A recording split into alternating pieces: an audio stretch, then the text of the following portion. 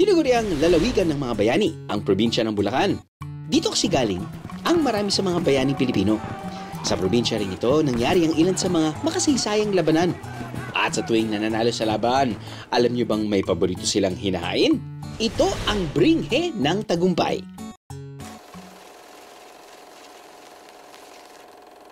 Ako si Ninong Ray at ako mag-uuwi ng bringhe ng tagumpay. Bringhe ng tagumpay? Hindi mo basta-basta mauuwi ang bringhe ng tagumpay. Kailangan mo na dumaan ka sa akin. Sino sa amin ni Ninong Ray ang bias niyong katipunerbieros?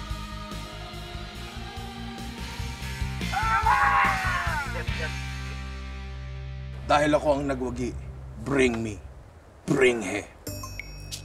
Uy, bilis ah. Ang galing to. May ka lang dyan, pre. Talo ako! Wawa naman to.